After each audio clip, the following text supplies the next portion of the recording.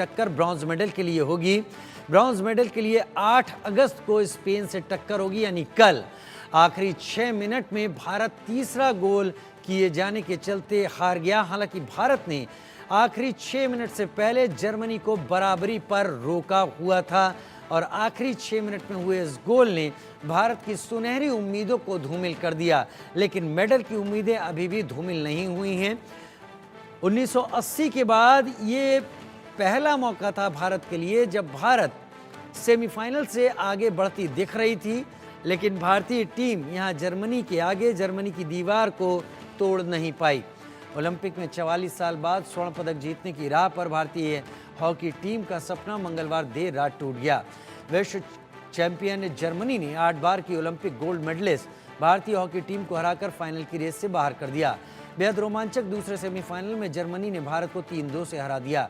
भारत ने 8 ओलंपिक स्वर्ण में से आखिरी 1980 में मॉस्को में जीता था और पेरिस में उसके हाथ 44 साल बाद इतिहास रचने का मौका निकल गया। अब भारतीय टीम 8 अगस्त को ब्रॉन्ज मेडल के लिए स्पेन से भिड़ेगी, जबकि गोल्ड मेडल मैच जर्मनी और नीदरलैंड्स के बीच खेला जाएगा। आखिरी 6 मिनट में भारत को ये हार झेलनी पड़ी। अपने अनुभवी डिफेंडर अमित रोहिदास के बिना भारतीय टीम उतरी और दबाव में कई गलतियां करती हुई दिखाई पड़ी, जिसका जर्मनी ने पूरा फायदा उठाया। मार्को मिल्टकाव ने 54वें मिनट में जो गोल किया वो जर्मनी को जीत की दहलीज पर ले गया। जैसे ही 60 मिनट के बाद फाइनल हुटर बजा, भारतीय खिलाड़ी मैदान पर ही लेट गए। भारत के लिए 7वें मिनट में कप्तान हरमनप्रीत सिंह और 36वें मिनट में सुखजीत सिंह ने गोल किया, जबकि जर्मनी के लिए गोंजालो पियाट ने 18वें, क्रिस्टोफर रूर ने 27वें और मार्को मिल्टकाव ने 54वें मिनट में गोल दागा।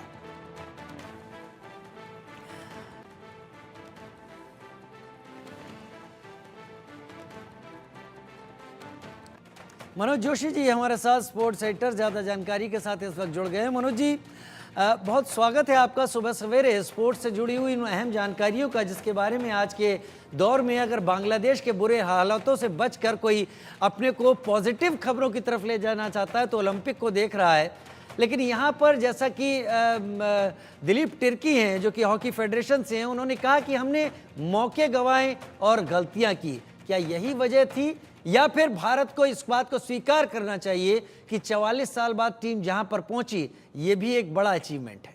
देखिए, बड़ा अचीवमेंट तो है, लेकिन ऐसे मौके पर आपके जो गलतियां आप करते हैं उनको उनकी गुंजाइश नहीं होती, क्योंकि यहाँ गलतियां बहुत आत्मघाती साबित होती हैं, महंगी साबित होती हैं। अगर आप देखें तो जर्मनप्रीत सिंह ने अकेले ही देखिए, अब एक पर पूरा हम हार का ठीकरा तो नहीं फोड़ सकते, गलतियां सबसे हुई हैं, लेकिन जर्मनप्रीत का नाम मैं इसलिए ले रहा हूं कि 3 मौके ऐसे थे जहां पेनल्टी कॉर्नर कंसीड उनकी वजह से हुआ। और स्ट्राइकिंग सर्कल में जाकर जब आप डी में जो है गलती करते हैं, आपके पांव कैरेट होता है, आप बचाव नहीं कर पाते। और रही सही कसर जो पेनल्टी स्ट्रोक उनको मिला वो उन्होंने गोल लाइन पर खड़े हुए, जब गेंद आपको हॉकी से रोकनी चाहिए थी, वहां गेंद उनकी हॉकी के बजाय उनके पैर से रुकी, जिससे पेनल्टी स्ट्रोक मिला जर्मनी को और जर्मनी ने गोल कर दिया। पेनल्टी स्ट्रोक पर गोल को बचा पाना बहुत मुश्किल होता है। तो इस तरह की अनफोर्स्ड एरर जो होते हैं, आप छोटी टीमों के खिलाफ तो आप रिकवर कर जाते हैं, लेकिन वर्ल्ड चैंपियन जर्मनी के खिलाफ यदि आप इस तरह की मूलभूत गलतियां करेंगे तो वो उसका परिणाम आपको भुगतना पड़ेगा। वही कुछ हुआ जो जैसा कि आपने अभी थोड़ी देर पहले बताया, 54वें मिनट में वो एक ऐसा खराब लम्हा था भारतीय टीम के लिए। गोंजालो जो उनके सबसे खतरनाक फॉरवर्ड हैं, दुनिया के सबसे खतरनाक फॉरवर्ड्स में माने जाते हैं, उनको आपने मार्क तक नहीं किया था और वो उन्होंने उसी का भरपूर फायदा उठाया, क्रॉस दिया और क्रॉस पर शानदार गेंद को गोल में सरका दिया गया उनके साथी खिलाड़ी मिल्ताओ मार्को द्वारा। तो इस तरह से मैं कहूंगा एक तो बड़ी मूलभूत गलती यही है, और दूसरा मार्क ना करने की, अनफोर्स्ड एरर करने की, और तीसरी जो रही सही कसर पूरी हुई हमारी वो थी रशर की कमी।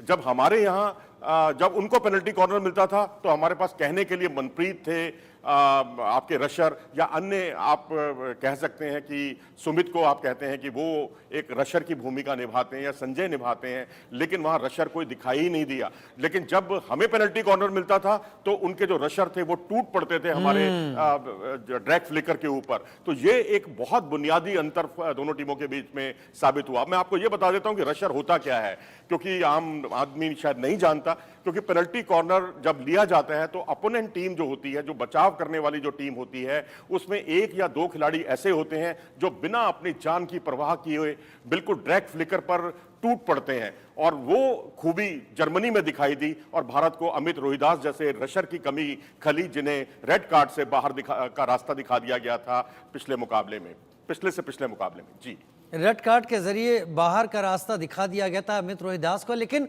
जर्मनी, जैसा आप भी लगातार इस बात को जिक्र करते रहे थे कल से ही, 3-3-3 की फॉर्मेशन में खेलता है जर्मनी। भारत की तकनीक में कोई समस्या है? जर्मनी ने 3-3-3 की फॉर्मेशन से भारत को बचने का कोई मौका नहीं दिया। देखिए, कहने के लिए जो है ना, कहते हैं हाथी के दांत खाने के और होते हैं, दिखाने के और होते हैं। 3-3-3 की जो फॉर्मेशन होती है, जिसमें जो डिफेंडर होता है, डिफेंडर और मिडफील्ड के बीच में एक वो अटैकिंग जो है मिडफील्डर रखते हैं। इसी तरीके से जो 3 मिडफील्डर होते हैं, उसमें वो बाएं और दाएं तरफ से दोनों से आक्रमण करते हैं। लेकिन बिल्कुल ये फुटबॉल वाली शैली से जर्मनी खेलता है। आप कितनी बार भी अगर आप इनकी हॉकी को देखेंगे, आप एक निश्चित राय पर नहीं पहुंच सकते कि ये किस फॉर्मेशन से खेल रहे हैं। कई बार 4 फॉरवर्ड होते हैं, कई बार 3 फॉरवर्ड, कई बार 2 फॉरवर्ड से खेलते हैं, और कई बार डिफेंस करने के लिए 5-5 डिफेंडर्स को, जो मिडफील्डर्स होते हैं, उनको डिफेंस में लगा देते हैं। मिडफील्ड उनका बहुत स्ट्रांग पक्ष है। हालांकि भारत की रणनीति में या भारत के खेल में कोई कमी नहीं थी, टेक्निकली बहुत साउंड थी हमारी टीम। फुलटन जो हमारे कोच हैं, उन्होंने जो कुछ ओवरहेड पासेस की शैली भारत को सिखाई थी, वो बहुत कारगर रही है।